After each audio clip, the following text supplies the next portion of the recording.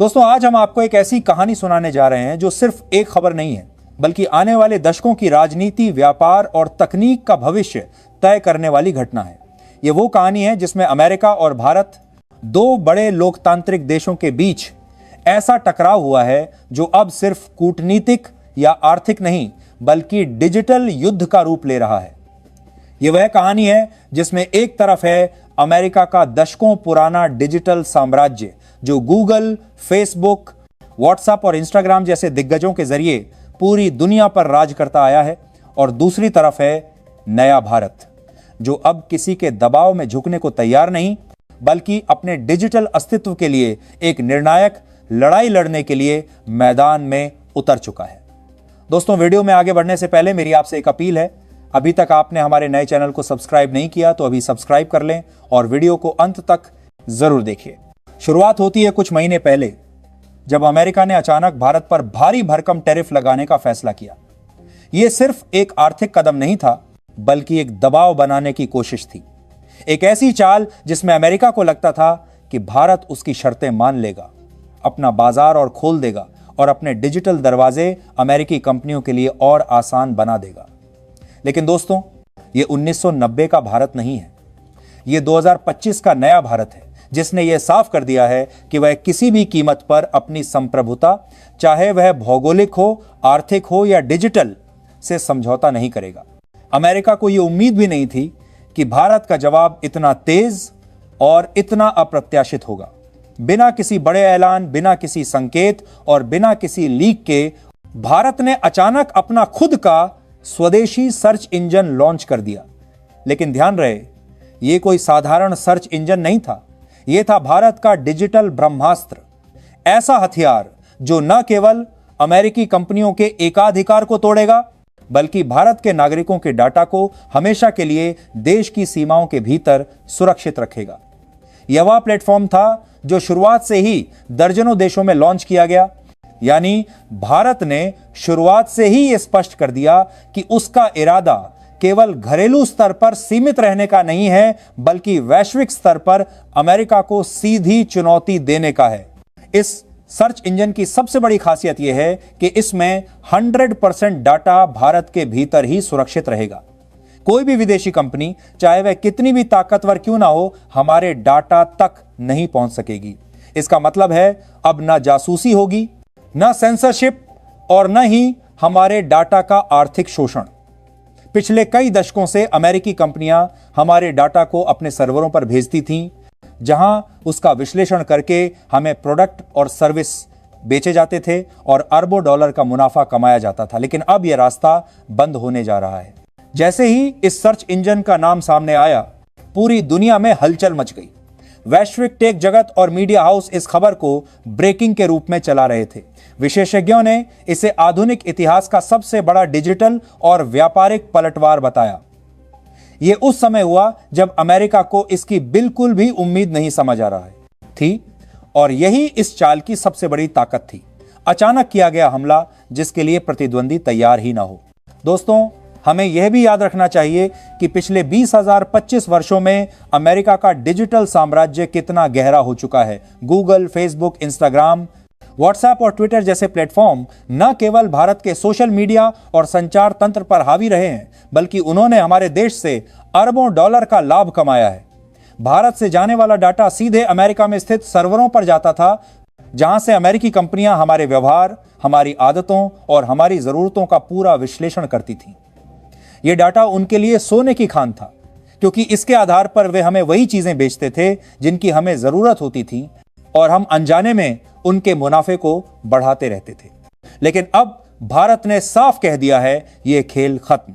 इस बार बदलाव आधा अधूरा नहीं होगा, बल्कि व्यापक और गहरा होगा। सूत्रों के मुताबिक यह स्वदेशी सर्च इंजन अत्याधुनिक कृत्रिम बुद्धिमत्ता यानी ए पर आधारित है। यह हमारी भाषा, हमारी संस्कृति और हमारे व्यवहार को समझते हुए न केवल सटीक जानकारी देगा, बल्कि यह भी सुनिश्चित करेगा कि हमारा डाटा देश के भीतर ही संग्रहित और संसाधित हो।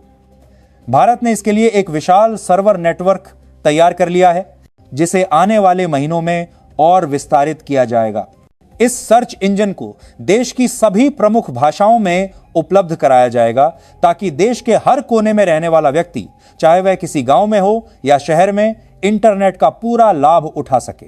यही नहीं, भारत इसे सिर्फ अपने देश तक सीमित नहीं रखेगा, बल्कि इसे अंतर्राष्ट्रीय स्तर पर भी पेश करेगा। शुरुआती चरण में ही दर्जनों देशों में इसे लॉन्च करने की योजना है। इसका मतलब है कि भारत न केवल अपने डिजिटल बाजार की रक्षा कर रहा है, बल्कि वैश्विक स्तर पर अमेरिकी कंपनियों के दबदबे को चुनौती दे रहा है। कई विशेषज्ञ इसे चीन के मॉडल से तुलना कर रहे हैं, क्योंकि चीन ने भी अमेरिकी डिजिटल प्लेटफॉर्म्स को बैन कर अपने विकल्प तैयार किए थे। लेकिन फर्क यह है कि चीन ने अपने विकल्पों को केवल घरेलू बाजार तक सीमित रखा, जबकि भारत उन्हें वैश्विक स्तर पर पेश करेगा। यह एक बहुत बड़ा खेल है जिसमें भारत सीधे अमेरिका के वैश्विक डिजिटल साम्राज्य को चुनौती देगा। इस कदम से अमेरिका के प्रशासन में बेचैनी बढ़ गई है।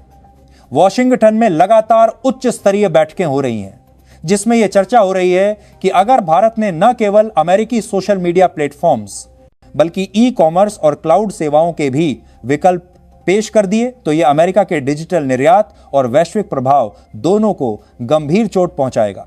यही वजह है कि अमेरिका ने अचानक भारत के साथ उच्च स्तरीय वार्ता की पेशकश की है। लेकिन भारत का रुख बेहद सख्त है।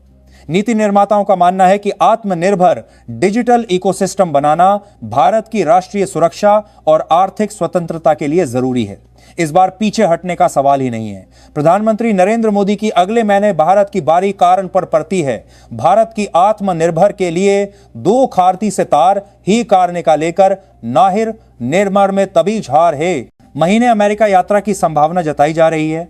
और यह दौरा केवल औपचारिक नहीं होगा, इसमें डिजिटल संप्रभुता, व्यापार, टैरिफ और तकनीकी सहयोग जैसे मुद्दे सीधे टेबल पर होंगे। कूटनीतिक हलकों में चर्चा है कि मोदी और अमेरिकी राष्ट्रपति के बीच इस विषय पर सीधी और कठोर बातचीत हो सकती है। अगर समझौता नहीं हुआ तो विशेषज्ञों का मानना है कि आने वाले वर्षों में दुनिया एक नए डिजिटल शीत युद्ध की गवाह बनेगी। एक तरफ होगा अमेरिका और उसके सहयोगी देश, और दूसरी तरफ होगा भारत और वह समूह जो डिजिटल संप्रभुता के सिद्धांत पर विश्वास करता है। भारत का यह कदम यूरोप, एशिया और अफ्रीका के कई देशों के लिए मिसाल बन सकता है। अगर भारत उन्हें अपने प्लेटफॉर्म का विकल्प देता है तो वे अमेरिकी प्लेटफॉर्म्स छोड़ने में देर नहीं करेंगे, जिससे भारत का डिजिटल प्रभाव क्षेत्र तेजी से बढ़ेगा। अमेरिका की बड़ी टेक कंपनियों में हड़कंप मच चुका है। शेयर बाजार में उनके स्टॉक्स में गिरावट देखी जा रही है। निवेशक बेचैन हैं और रणनीतिक सलाहकार परेशान हैं। अगर भारत जैसे विशाल बाजार से उनका दबदबा खत्म हो गया तो इसे कैसे संभाला जाएगा? याद रखिए दोस्तों, आज के समय में डाटा तेल और सोने से भी ज्यादा कीमती है। जिसे डाटा पर नियंत्रण है, वही भविष्य की राजनीति और अर्थव्यवस्था में निर्णायक भूमिका निभाता है। कुछ अंतर्राष्ट्रीय मंचों पर भारत के इस कदम पर चर्चा शुरू हो चुकी है।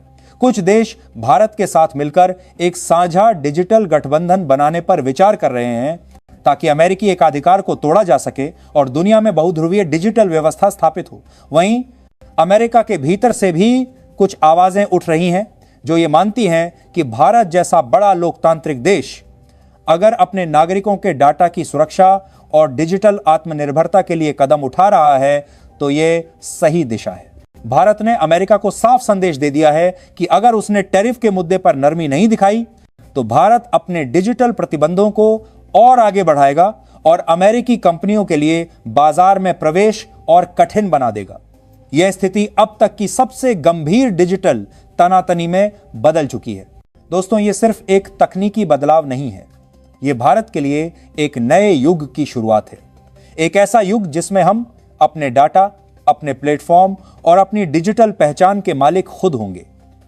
यह गर्व का क्षण है, लेकिन साथ ही जिम्मेदारी का भी, क्योंकि हमें न केवल इस प्लेटफॉर्म को अपनाना है बल्कि इसे और बेहतर बनाने में अपना योगदान भी देना है। आने वाले दिनों में जब प्रधानमंत्री मोदी और अमेरिकी राष्ट्रपति आमने सामने बैठेंगे तो पूरी दुनिया की नजरें इस मुलाकात पर होंगी और हर कोई यही देखना चाहेगा कि क्या अमेरिका भारत की शर्तें मान लेता है या फिर यह टकराव और गहराता है। लेकिन एक बात तय है, भारत पीछे नहीं हटने वाला, क्योंकि यह सिर्फ सरकार का नहीं बल्कि 135 करोड़ भारतीयों का फैसला है।